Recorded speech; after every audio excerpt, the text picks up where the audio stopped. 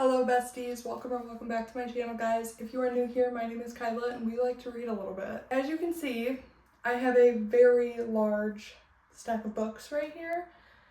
And that is because we are going to go through a haul of all of the books that I have bought in the last month or so. Maybe 2 months. I have a little bit of a problem. This stack is so tall that you can't even see the whole thing. I don't even know if I can pick it up. Let's see. Oh no. I have a feeling tragedy is about to strike. And you still can't even... Alright. That was a bad idea. But, let's just get into the video. In absolutely no way, shape, or form are these books going to be in the order that I bought them, because I just had to take them all off my shelves. And yeah, and they're probably not even going to be in order of like if they're a series or a duology or anything like that. So forgive me, but let's just get into the haul. So first things first, I got the Possessing Her duet duology. So it is Once You're Mine and Now You're Mine. And I really only picked these up because I know that they are stalker dark romances. And I love a good dark romance. I love a good stalker dark romance. I feel like these were giving very much Hunting and Haunting Adeline vibes. And I'm here for it because I absolutely love those books. The blurb on book 1 says, "Murder brought us together, only death can keep us apart. Callista belongs to me, she just doesn't know it. The first time we met, I wanted her. The next time, I was obsessed. I watched her, I followed. It only deepened my need to possess her. Once she's mine, I'm never letting her go." Because Hayden Bennett is a monster. In and out of the courtroom, unfortunately, I need his help. What was supposed to be a simple transaction turns into something else, something intense. He's always there when I need him, and I don't know if trusting him is a good idea. Oh, and look at the little picture on the chapter headings. I love that. And then book 2, Now You're Mine. The blurb says, "Being without her isn't an option for me or her. She's in danger. Just the thought of this threatens my sanity. I'll do anything to keep her safe, even things that she doesn't agree with. If she thinks stalking her was bad, Callista's in for a surprise. Hayden is certifiable, and I love him. What I don't like are his methods of protection. Except the more perilous my life becomes, the closer I get to him and the secrets he's keeping from me. Soon, I don't know who poses the greatest risk, the villain out to end me or the one in my bed." This is very much giving Haunting and Hunting Adeline vibes. If you have read them, you know. Oh my god, there's character art. Look at that. Is there character art in the first book too? Oh my god, there is! I love when there's a good character art. I love that. Okay, moving on. If you know me, you know that Jennifer Hartman is one of my favorite authors ever. I've literally only read one book from her, but it was a 6-star read for me, and yeah, so I had to pick up more of her books. And the first one that I picked up was The Wrong Heart by Jennifer Hartman. I seen on her Instagram that she was republishing this, and just look at this cover. Look how stunning that is. I'm obsessed. "We are both two broken souls fractured in opposite ways. She loved and lost, and I was lost before I could ever love at all." I love that. Okay, Melody March had her future all planned out, and it was a fairy tale. Then, on her 5-year wedding anniversary, her dreams shattered. Her husband was cruelly ripped away from her, leaving her broken heart behind. But he left another heart behind too, his. Drowning in grief, Melody reaches out to her husband's heart recipient and seeks solace in a support group for fellow lost souls. She's determined to find the bright, optimistic woman she used to, and the man with the only remaining piece of her husband, but she doesn't expect what else waits for her. Enter Parker, dark, brooding, and emotionally detached. He's Melody's opposite. Dude, words are hard. He's Melody's opposite in every way, yet she's inexplicably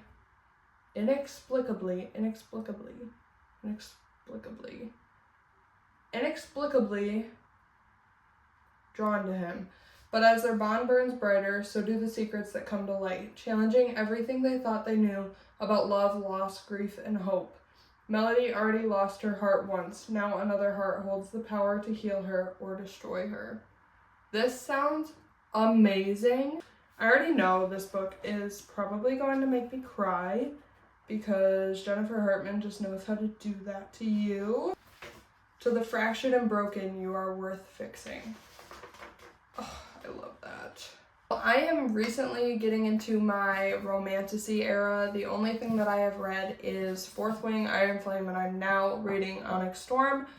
And I have heard such good things about this book, and that is Quicksilver. This is a chunky book, but I absolutely love the cover, and I've heard such good things about this.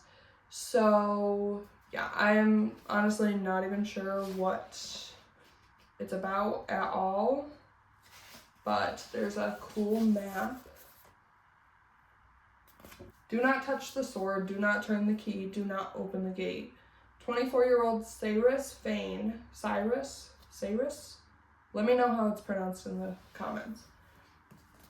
24-year-old Cyrus Fane is good at keeping secrets. No one knows about the strange powers she possesses, or the fact that she has been picking pockets and stealing from the Undying Queen's reservoirs for as long as she can remember. In the land of unforgiving desert, there isn't much a girl wouldn't do for a glass of water, but sooner or later, every secret comes out.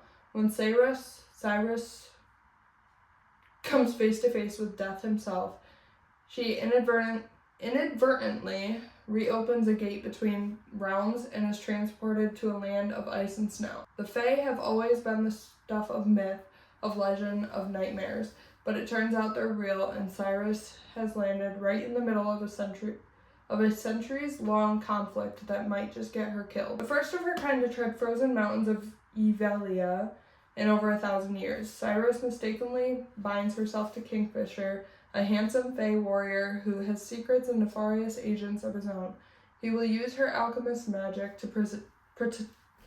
protect his people no matter what it costs him or her. I've heard very good things about this, and yes, I'm going to take this sticker off, don't worry, but I've heard very good things about this book, but it is a chunky one, and I'm a little intimidated. Moving on, we were just talking about Jennifer Hartman, and you know, it is Lotus by Jennifer Hartman, and I have heard that Still Beating and this book are like interconnected in some way. So I honestly really have zero idea what this is about, but I want to read her entire backlog.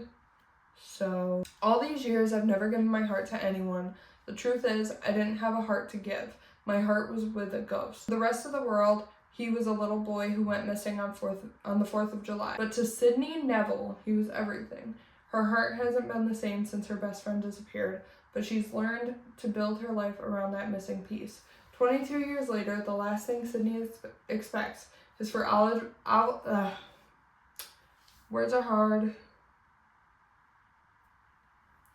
22 years later, the last thing Sydney expects is for Oliver Lynch to return. Having been captive underground for decades, he's unfamiliar with a strange new world that awaits him. But he's alive, he's here, and no matter how he's changed, he and Sydney both still feel the connection that runs between them. But as their reborn friendship begins to feel like something more, Sydney and Oliver realize there are still jagged, painful truths creating space between them. The walls Sydney has built don't want to come down, and as Oliver hunts for his missing memories and lost time, he realizes his nightmare is not over yet. With nothing as it seems, is there space for love to bloom in this dark place? I'm so excited. Actually, a book that my husband bought for me, and I'm a little scared because this series is so freaking long. That is Zodiac Academy. This is The Awakening. It is book 1 in the Zodiac Academy series. I know that this is one of Bestie Larry's God tier series, so I'm really excited to jump in, but the size of this series and the size of some of the books in this series is very, very intimidating.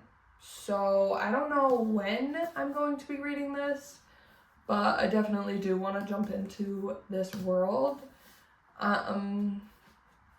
Yeah, if you don't know what Zodiac Academy is about, I encourage you to go watch Larry's video. I know that she did a spoiler-free reading vlog of the whole Zodiac Academy series, and there are literally thousands of videos on Book Talk, so yeah, if you want to know what Zodiac Academy is about, I encourage you to go check that out.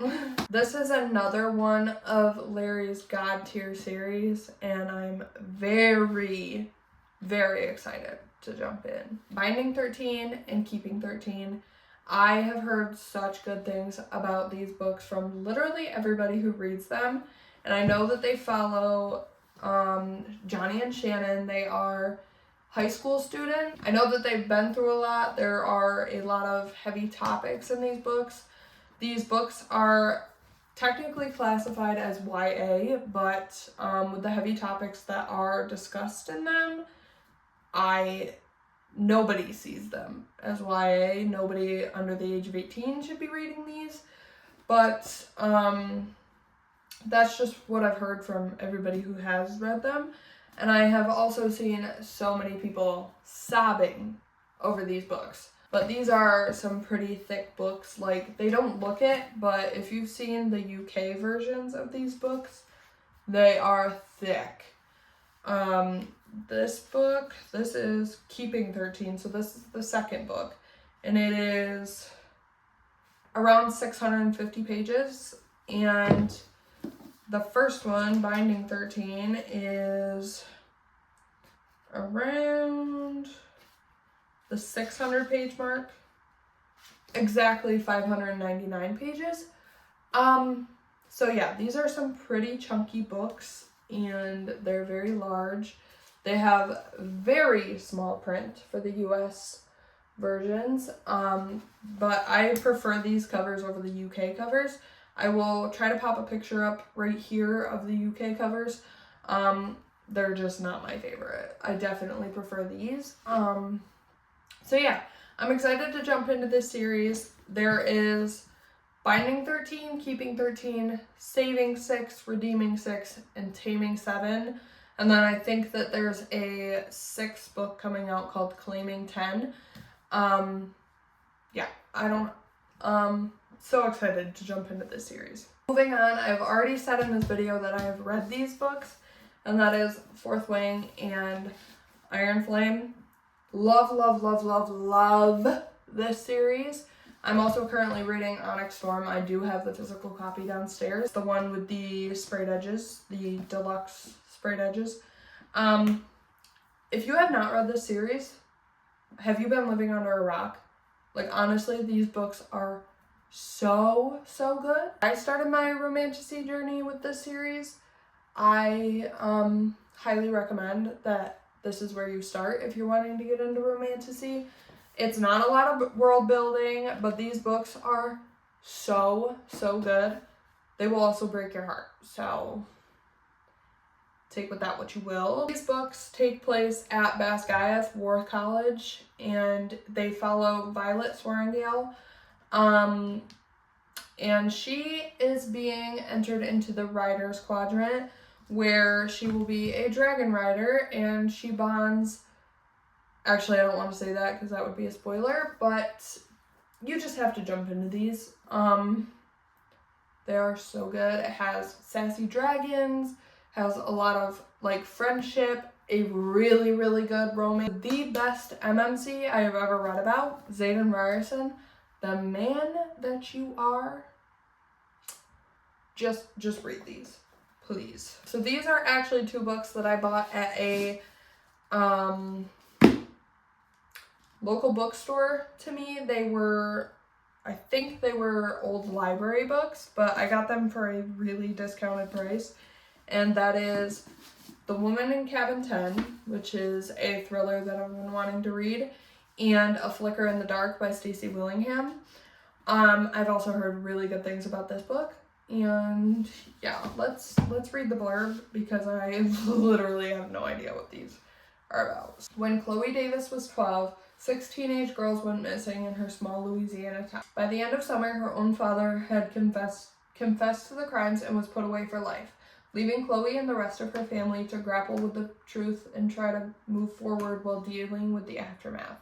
Now, 20 years later, Chloe is a psychologist in Baton Rouge and getting ready for her wedding. While she finally has a fragile grasp on the happiness she's worked so hard to achieve, she sometimes feels as out of control of her own life as the troubled teens who are her patients.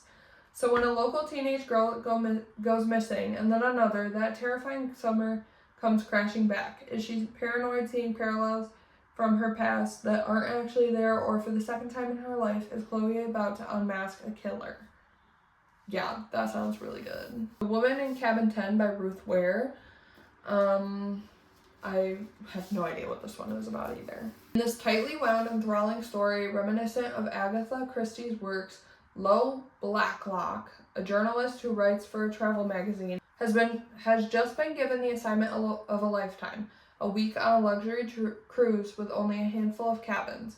The sky is clear, the water's calm, and the vineyard select guests jovial? I promise I read. As the exclusive cruise ship, the Aurora, begins her voyage in the picturesque northern sea. At first, Lo's stay is nothing but pleasant. The cabins are plush, the dinner parties are sparkling, and the guests are elegant. But as the week wears on, frigid winds whip the deck, gray skies fall, and Lo hears what she can only describe as a dark and terrifying nightmare. A woman being thrown overboard. Problem, all passengers and crew members remain accounted for, and so the ship sails on as if nothing has happened, despite Lo's desperate attempts to convey that something or someone has gone terribly wrong. So, yeah, that also sounds good. Yeah, I've heard good things. I think this is the last thriller in the stack, and that is She's Not Sorry by Mary Kubica. I have already read Local Woman Missing by this author, and I liked it. It just wasn't my favorite, but this one sounded so good. Sounded a lot better than Local Woman Missing, so I'm excited to jump into this one. It says, everyone has secrets, but not everyone has remorse. Megan Michaels is trying to find balance between being a single mom to a teenage daughter and working as a full-time nurse. While Megan is on duty at the hospital one day, a patient named Caitlin arrives in a coma with a traumatic brain injury after jumping from a bridge and plunging over 20 feet onto the train tracks below. But when a witness comes forward with shocking details about the fall, it calls everything they know into question. Was Caitlin pushed? And if so, by whom and why? Megan has always tried to stay emotionally detached from her patients, but this time she mistakenly let herself get too close until she's deeply entangled in Caitlin's life. Only when it's too late does she realize that she and her daughter could be the next victims. Yeah, this sounds so good, and the cover is so pretty. I love it.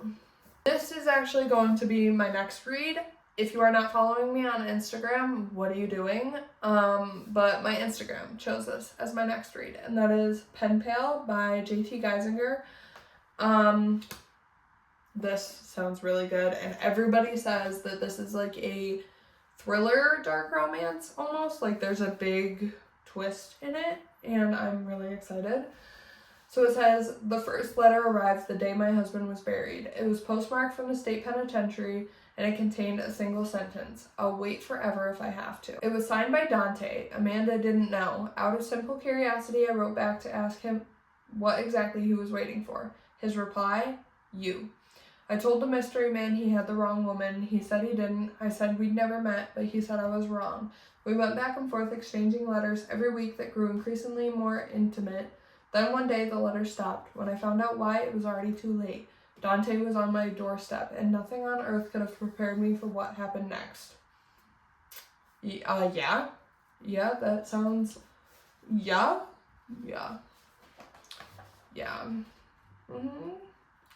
I'm really glad that, my Bookstagram chose this as my next read, because this sounds phenomenal. Moving on, I have heard that this book is a lot like Lights Out, which I recently read and rated 5 stars. That book was so good. It was a dark rom-com, Rook and Rebel, and I've heard that this is a lot like Lights Out, and yeah, I'm very excited for it. So this follows Regan and Rook, and it says, I used to have big dreams, finish college, make beautiful art, all while taking over my dad's business. He wanted a legacy, and I wanted to give it to him. But his illness wasn't part of the plan, neither was his sudden need to keep me locked up in a mansion, safe and isolated. I want more from life, but could only spend my days waiting. Until one night I came face to face with a street biker from a world far different than mine. What starts as him stalking me quickly spirals into something deeper and more deadly. I'm falling for a man who's everything I should fear, yet he's the only one who's ever made me feel truly alive. But loving him means risking everything, my heart, my future, and my father. So, I did not know that this was a biker romance. Yeah, biker, stalker, dark rom-com. Please, yes. The dedication says, to the book girls, may your hot tattooed man on a motorcycle show up at your doorstep with cookies so you don't have to leave your house or your book. Yeah, that author knows what she's doing. Yeah, very excited. And then I bought the Sinner's Duet by Sophie Lark. So it is, there are no saints and there is no devil, and I honestly have no idea what these are about. But I've heard really good things. So let's read the synopsis of the first book. She knows he's no saint, but she has no idea she's dancing with the devil. Cole Blackwell values control. He's the hottest sculptor in San Francisco, wealthy, successful, and respected. His only weakness is the dark impulse he carefully conceals. In truth, he's not just an artist, he's a predator, and the city is his hunting ground. Oh my god, my foot fell asleep. Mara Aldrich is a nobody. Broken damage, she broke... Oh my god. I promise you guys, I read. I just can't read out loud. Is a nobody. Broken damage, she works 3 jobs while creating paintings no one will ever see. When a chance encounter throws Mara into Cole's path, her escape from certain death fascinates Cole. More than that, it fixates him. He begins stalking her, discovering okay, there's a theme here. I very much like stalker romances, stalker dark romances. I very much like psychopaths. So, yeah, moving on. And then I also bought Where's Molly and Satan's Affair. I am also currently reading Satan's Affair while reading Onyx Storm, so that is also not with me. But this is basically like a follow-up to the Cat and Mouse Duet, and Satan's Affair is like a prequel. So like technically the reading order is Satan's Affair, Haunting Adeline, Where's Molly, and Phantom. But I did not read them in that order. I read Haunting Adeline, and I'm currently reading Satan's Affair. I have not read Where's Molly or Phantom yet. And then I bought the first 4 books in a series that I am so excited to read. So we have God of Malice and God of Pain, the first 2 books in the Legacy of God series by Rena Kent. And then we have God of Wrath and God of Ruin. This is the 3rd and 4th book in the Legacy of God series. There are 2 more books in the series, God of Fury and God of War, but they have not come out with the deluxe edition with the sprayed edges yet, so I have not bought them yet. But as soon as they come out with them, I will be buying them and adding them to my shelves along with the rest of the series.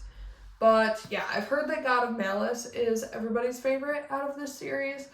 And that Killian Carson, which is the MMC in this book, is a major psychopath, and he is also one of people's favorite book boyfriends. And just look at these covers and the sprayed edges. I think this one is honestly my favorite. Look at that color. Yeah. Very excited. All right, you guys. And that concludes all of the books that I've bought recently. One thing about me is I'm gonna buy the book. I hope you enjoyed today's video. If you did, please make sure to hit the subscribe button down below and give this video a big thumbs up. And yeah, bye guys.